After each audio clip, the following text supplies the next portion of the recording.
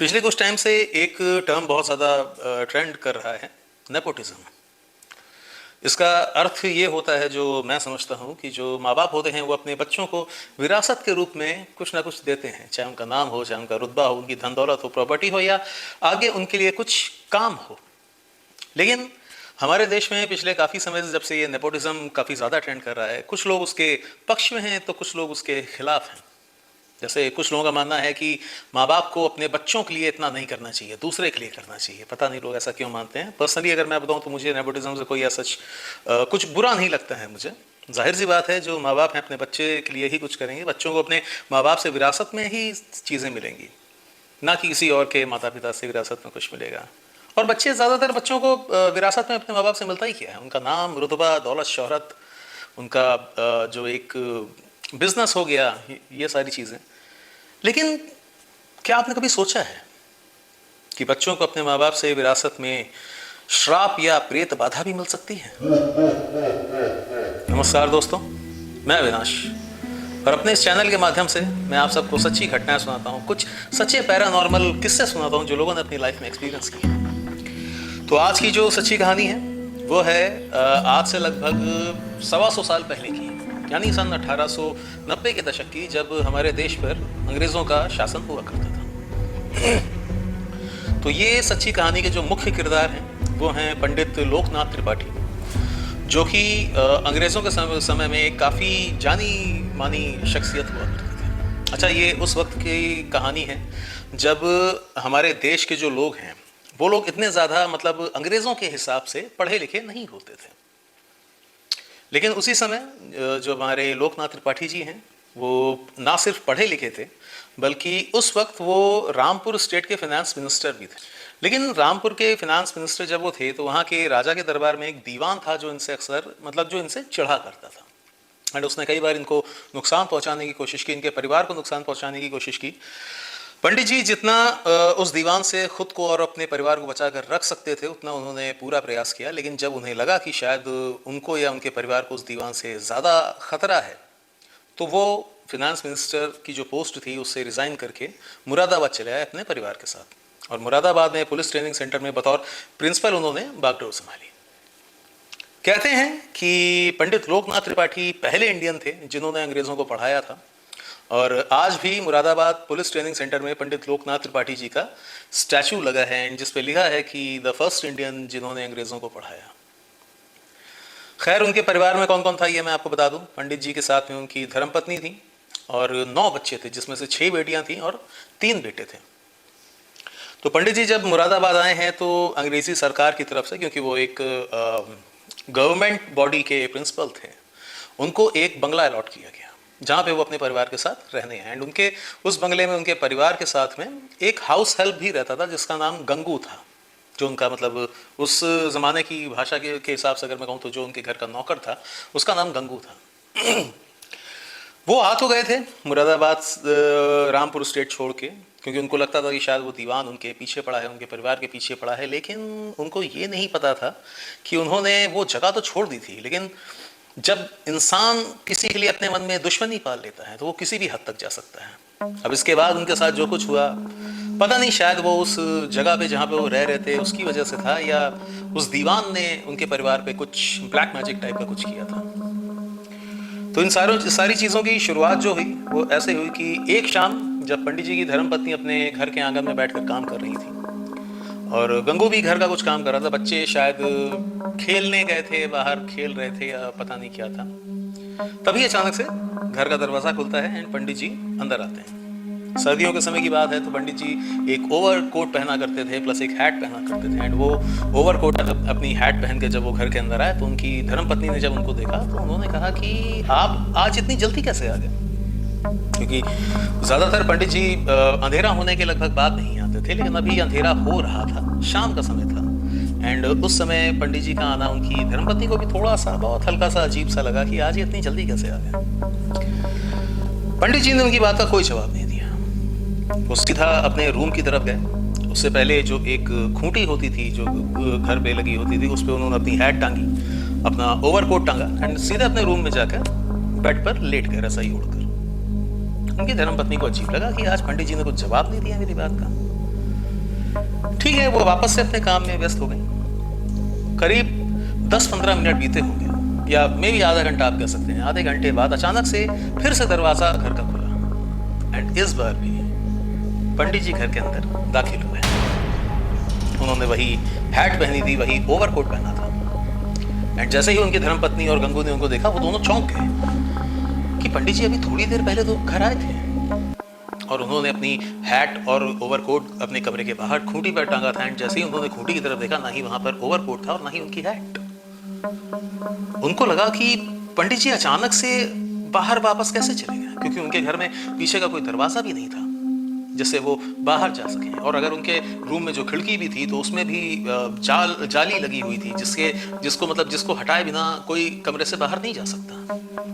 पंडित जी की धर्मपत्नी ने उनसे पूछा कि आप थोड़ी देर पहले आए थे, आप अचानक से वापस से क्यों आ रहे हैं? पंडित जी ने ऊपर से नीचे तक अपनी वाइफ को देखा और पूछा कि क्या बात कर रही हो, मैं तो अभी आया हूँ और ये मेरे आने का समय भी है, मैं तो हर रोज इसी समय आता हूँ, तुम कह रही हो कि मैं आधे घंटे पहले आ गया, ऐसा तो हो ही नहीं सकता। उनकी वाइफ और गंगू को बहुत अजीब लगा कि अगर पंडित जी अभी आए हैं तो उनसे पहले जो आया था वो कौन था। उनकी वाइफ ने गंगू से कहा कि गंगू, सीधे जाकर देखो कि रूम के अंदर कौन लेटा हुआ है बेड पर। अच्छा दोस्तों, ये बात उस समय की है जब इलेक्ट्रिसिटी इतनी ज्यादा नहीं हुआ करती थी। घर में लोग ज्यादातर कैंडल्स यूज किया करते थे, दिए यूज किया करते थे, या फिर जो कुछ बड़े लोग होते थे वो लालटेन यूज किया करते थे। गंगू ने लालटेन उठाई एंड वो सीधे पंडित जी के रूम में गया, एंड उसने देखा कि अभी भी बेड पर रजाई ओढ़कर कोई लेटा हुआ है। गंगू लालटेन लेकर उस शख्स के पास गया एंड उसके सिर के पास बैठकर धीरे से उसने पूछा, कौन है? तभी अचानक से रजाई हटी एंड उसके नीचे जो शख्स लेटा हुआ था वो एकदम से उड़ता हुआ उनके घर के कमरे की रोशनदान से बाहर निकल गया। अच्छा, अंग्रेजों के ज़माने का बंगला था तो वहाँ के कमरे भी बहुत ऊंचे ऊंचे हुआ करते थे, एंड जो रोशनदान होता था वो करीब ज़मीन से करीब 15 फीट की ऊंचाई पर हुआ करता था। वो इंसान कैसे, मतलब दीवार पर चढ़कर कैसे जा सकता है? एंड गंगू ने बोला कि साफ साफ उसे ऐसा लगा कि वो चढ़कर नहीं, उड़ता हुआ उस रोशनदान के बाहर निकल गया है, जैसे कोई हवा। गंगू की हालत खराब हो गई, वो थर थर कांपने लगा। वो भागता हुआ बाहर आया एंड उसने पंडित जी एंड उनकी धर्मपत्नी को सारी बात बताई। जब ये बातें उन्होंने सुनी तो वो लोग भी बहुत ज़्यादा चौंक गए, घबरा गए कि ऐसा कैसे हो सकता है। अच्छा, पहले का ज़माना था तो पहले के ज़माने में ये भूत प्रेत आत्माएं छलावा ये बहुत ही आम होता था, इनसे मतलब एक एनकाउंटर होना या इनको देखना। वो लोग इन चीज़ों पे विश्वास करते थे, तो उन लोगों ने दोनों ने सोचा, पति पत्नी ने, कि हो सकता है पुराना एरिया है, जंगल का एरिया है पास में, तो हो सकता है कोई ऐसी हवा हमारे घर आ गई हो या इधर से होकर गुजर रही हो या फिर अपना जगह बदल रही हो। इसलिए वो उनके घर में जो भी आया था शायद ये वैसी कोई हवा थी। उन्होंने इस बारे में बच्चों को नहीं बताया, और क्योंकि बच्चे बहुत छोटे थे, उनको लगा अगर बच्चों को बताएंगे तो बच्चे डर सकते हैं। उन्होंने इस चीज़ को बहुत ही लाइटली लिया। उन्होंने कहा चलो ठीक है, एक बार हो गया, घर में पूजा पाठ कर लेंगे, सब ठीक हो जाएगा। लेकिन ये उस चीज़ की सिर्फ एक शुरुआत थी। उसके बाद उनके घर में और भी ऐसी अजीबोगरीब घटनाएं होनी शुरू हो गई। अच्छा, कहते हैं कि जब भी अगर आपके घर में कोई आपका पेट है और ऐसी कोई बला आपके घर में आती है तो वो पेट जो है वो उस बला को आप तक पहुंचने नहीं देता है। ना जाने कहाँ से एक दिन अचानक उनके घर के पास एक कुत्ता आ गया, एंड वो कुत्ता उनके मतलब घर में आता था, उनके बच्चों के साथ खेलता था। पंडित जी एंड उनकी धर्मपत्नी को भी इसमें कोई आपत्ति नहीं थी। बहुत प्यारा सा पपी था, छोटा सा, तो उसके साथ बच्चे खेलते थे एंड वो कुत्ता उनके साथ रहता था। कहाँ से आया था पता नहीं, लेकिन बहुत ही प्यारा पपी था। एक दिन गंगू जो था वो इन पंडित जी के सब बच्चों को स्कूल जाने के लिए तैयार करता था, नहलाता धुलाता था, खिलाता पिलाता था एंड स्कूल तक छोड़ कर आता था। काफ़ी, जैसा मैंने बताया, उस ज़माने के हिसाब से काफ़ी संपन्न परिवार था ये। एक दिन गंगू ने सारे बच्चों को उठाया एंड जो सबसे छोटी बच्ची थी उनकी, उसको वो नहला धुला कर तैयार कर रहा था एंड उसने उसे नहलाया, कपड़े पहनाए एंड उसने उसे छोटी बच्ची को, जो उनका वरांडा था जहाँ पे ज़मीन पर बैठकर बच्चे खाना पीना खाते थे, नाश्ता करते थे, वहाँ उसको बैठाया एंड उसने कहा मैं बाकी बच्चों को देख कर आता हूँ। एंड जब वो बच्चों को देखने के लिए वापस उनके कमरे में गया तो उसने देखा कि वो जिस बच्ची को बाहर बैठा के आया था वो अभी तक सो रही थी। इस बार फिर गंगू की हालत खराब हो गई। उसने फौरन बाहर आके देखा, बाहर तो कोई नहीं था। उसने ये बात पंडित जी और उनकी धर्मपत्नी को बताई, लेकिन इस बार उन्होंने गंगू की बात पे इतना विश्वास किया नहीं। उनको लगा कि मे भी शायद सवेरे सवेरे का टाइम है, सर्दियों का टाइम है, सवेरे 4 बजे सब उठ जाते हैं, गंगू की शायद नींद पूरी नहीं होगी, इसलिए इसको कोई वहम हुआ होगा। लेकिन गंगू को कोई वहम नहीं हुआ था, सच में उसने ये चीज़ देखी थी। अच्छा दोस्तों, मैं आपको एक चीज़ बताना चाहता हूँ, जो जितना मैंने सुना है लोगों से, जितना मैंने पढ़ा है। एक एंटिटी होती है जिसके ऊपर मैं एक वीडियो और बना चुका हूँ, जिसको हम छलावा कहते हैं। छलावा एक ऐसी एंटिटी होती है जो किसी का भी रूप रख सकती है, एंड वो आपके आसपास एक ऐसी दुनिया प्रकट कर देती है जिसको आप सच मानने लगते हैं। एक इल्यूजन सा आपके सामने प्रकट कर देती है। छलावा की कुछ खास बातें होती हैं। जब चाहे जिसका चाहे रूप रख सकता है। वो मेल एंटिटी होती है या फीमेल एंटिटी होती है, इसके बारे में कुछ खुलकर कहा नहीं जा सकता। लेकिन जैसा मैंने आपसे कहा, पहले के समय में काफ़ी ऐसे इंसान हैं जिनका छलावा से एनकाउंटर हुआ है, जो छलावा से रूबरू हुए हैं। छलावा की कुछ और भी खास बात होती है, जैसे कि छलावा की जो ताकत होती है वो पानी के पास सबसे ज़्यादा होती है। और कहते हैं कि अगर कभी आपका छलावा से एनकाउंटर हो जाता है तो छलावा पूरा ट्राई करेगा आपको पानी के पास ले जाने के लिए, लेकिन आपको उसके साथ पानी के पास जाना नहीं, क्योंकि पानी के पास उसकी ताकत 100 गुना ज़्यादा हो जाती है। फिर चाहे वो एक किसी गड्ढे में जमा छोटा सा थोड़ा सा पानी क्यों ना हो, या कोई कुआं हो, या नदी हो, या तालाब हो। प्लस छलावे की एक खासियत और होती है, छलावा जो होता है वो रूप बदलने के साथ साथ नाक से बोलता है। उसकी आवाज़ जो है उसमें हल्का सा नेज़ल आता है कि हेलो क्या कर रहे हो तुम, इस टाइप की आवाज़ होती है छलावे की। ये उसकी पहचान होती है। और एक जो छलावे की सबसे ज़्यादा ख़ास बात होती है, जिसके लिए मैं चाहता हूँ आपको थोड़ी सी अवेयरनेस फैला सकूँ, छलावे की जो जान होती है या जो उसकी जो शक्ति होती है वो उसके पैरों पे होती है, पैरों के पंजे पे होती है। तो कहते हैं कि कभी अगर आपका छलावा से एनकाउंटर हो और जब आपको लगे कि अब आपके पास कोई रास्ता नहीं बचा है, अब ये सीधा आपको मार ही डालेगा, तो एक चीज़ आप ट्राई ज़रूर कर सकते हैं। हिम्मत करके छलावे के पैर के पंजे के ऊपर अपने पैर रखकर खड़े हो जाइए, उसके पैर पे वजन रख दीजिए। अगर आपकी किस्मत अच्छी हुई तो छलावा आपको छोड़ देगा। ये चीज़ें मैंने ऑब्वियसली कभी एक्सपीरियंस तो की नहीं है, लेकिन मैंने सिर्फ सुनी है, क्योंकि सुना है पहले जो गांव के लोग होते थे वहाँ पे बहुत ज़्यादा छलावे आते थे, तो वो लोग छलावों को ऐसे ही हराया करते थे। खैर, मैं वापस से पंडित जी की स्टोरी पे आता हूँ।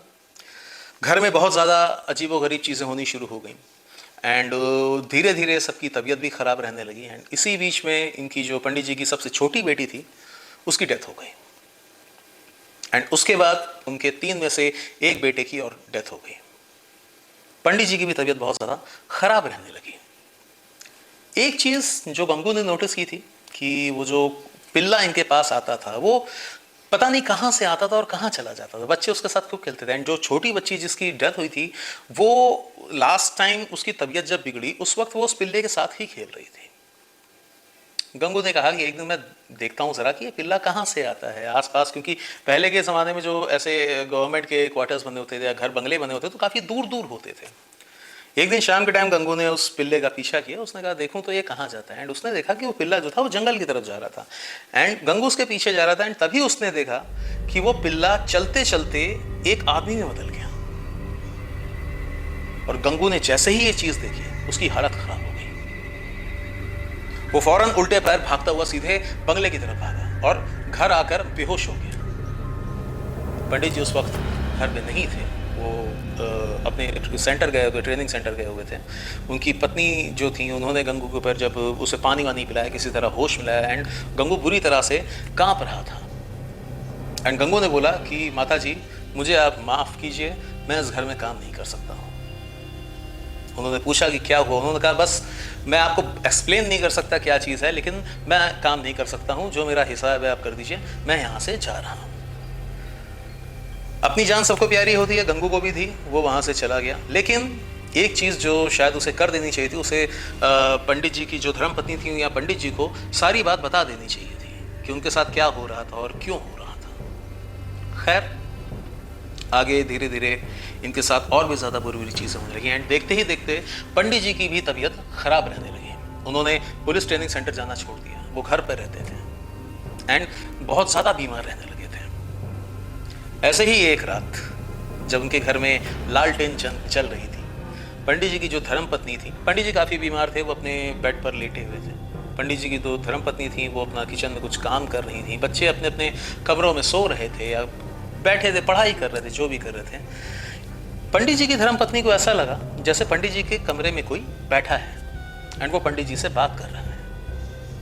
उन्होंने झांक के देखा तो उनको लालटेन की रोशनी में एक परछाई या कोई एक ऐसा इंसान दिखा जो बैठा हुआ पंडित जी से बात करते हैं। पंडित जी भी उससे कुछ धीमे धीमे बड़बड़ाते हुए कुछ बात कर रहे थे। उनको लगा मे बी शायद उनके पुलिस ट्रेनिंग सेंटर से कोई आया हो मिलने, बिकॉज काफ़ी दिन से पंडित जी अपने ऑफिस जा नहीं रहे थे, तो हो सकता है उनकी तबीयत पूछने आया हो या जो भी हो। वो वापस से अपने किचन में काम में लग गई। करीब 5 मिनट बाद पंडित जी के रूम से उनके चिल्लाने की आवाज़ आई। उनकी धर्मपत्नी ने सारा काम छोड़ा एंड भाग कर पंडित जी के रूम में गए। एंड जैसे ही वो उनके रूम में गए, उन्होंने देखा वहां पे वो शख्स नहीं था, सिर्फ पंडित जी बेड पर लेटे थे और वो तड़प रहे थे। उनकी धर्मपत्नी भाग कर उनके पास गए एंड उनको हिला के पूछा कि क्या हो गया, क्या हो गया आपको, आपकी तबीयत बिगड़ रही है, क्या हो गया। पंडित जी ने कहा उसने मुझे गलत दवाई पिला दी। उनकी धर्मपत्नी ने पूछा किसने किसने। पंडित जी ने हाथ उठाकर इशारा किया, वो अभी यहीं बैठा था, वो यहीं था, वो यहीं था, लेकिन वहां पर और कोई नहीं था। पंडित जी की धर्मपत्नी ने देखा कि उनके रूम में जो पंडित जी की दवाइयां रखी थी, पहले के ज़माने में जो दवाइयां होती थी वो एक काले कलर की कांच की बोतल में होती थी। उसमें कोई ऐसा रैपर नहीं लगा होता था या कुछ ऐसी चीज़ नहीं लिखी होती थी जिसमें दवा का नाम लिखा हो। एंड 2 दवाइयां थी। एक ऐसा मलहम था जो चोट लगने पर या जलने पर लगाया जाता है, या कोई ऐसा लिक्विड कुछ आप कह सकते हैं, और एक दवा थी जो पीने वाली थी। एंड पंडित जी के पास में जो बेड पर जो शीशी पड़ी थी कांच की, वो दवा लगाने वाली थी, ना कि पीने वाली। एंड जो भी शख्स या जो भी एंटिटी वहां पर बैठी थी, उसने जानबूझकर पंडित जी को वो दवा दी थी पीने के लिए जो दरअसल पीने पर एक जहर का काम करती थी। पंडित जी तड़पते रहे बहुत ज़्यादा, उनकी सांस फूलती रही, उनकी धर्मपत्नी चिल्लाती रही, घर के सारे बच्चे आ गए, उनकी हेल्प करने के लिए वहाँ कोई नहीं था। वैद्य को बुलाने का ट्राई किया गया, डॉक्टर को बुलाने का ट्राई किया गया, लेकिन बहुत देर हो चुकी थी। पंडित जी इस दुनिया को छोड़कर जा चुके थे। पंडित जी के ना रहने पर उनका जो परिवार था वो पूरी तरह से बिखर गया था। अब बचे हुए 7 बच्चों की जिम्मेदारी पंडित जी की धर्मपत्नी पर आ चुकी थी। पढ़ी लिखी वो भी थी उस जमाने के हिसाब से, लेकिन इतनी भी नहीं कि पंडित जी की जगह वो अब उनके काम संभाल सकें। इसलिए वो अपने बच्चों को लेकर अपने पैतृक गांव वापस चली गई। और शायद उन्होंने ये चीज़ अच्छी की, क्योंकि जो भी वहाँ पे बला थी, अगर ये सब लोग वहाँ पर रहते हैं तो शायद उनका जिंदा बचना नामुमकिन होता। लेकिन जैसा मैंने आपसे अपनी इस वीडियो की शुरुआत में कहा था, कुछ चीज़ें ऐसी होती हैं जो बच्चों को अपने माता पिता से विरासत के रूप में मिलती हैं, जिसमें से एक कोई श्राप भी हो सकता है या फिर कोई प्रेत बाधा। इसके बाद पंडित जी के परिवार पर उस छलावे की छाया बरकरार रही। क्या हुआ उनके परिवार के साथ, यह मैं आपको बताऊंगा इस वीडियो के अगले पार्ट में। तब तक के लिए महादेव से गुजारिश करता हूँ, महादेव से प्रार्थना करूंगा कि आप सब स्वस्थ रहें, आप सब पर महादेव की कृपा बनी रहे, आप अपने परिवार के साथ, अपने दोस्तों के साथ राजी खुशी रहें। और मिलता हूँ आपसे एक अगले वीडियो में इसी कहानी के अगले पार्ट पर। तब तक के लिए जय बाबा की, हर हर महादेव।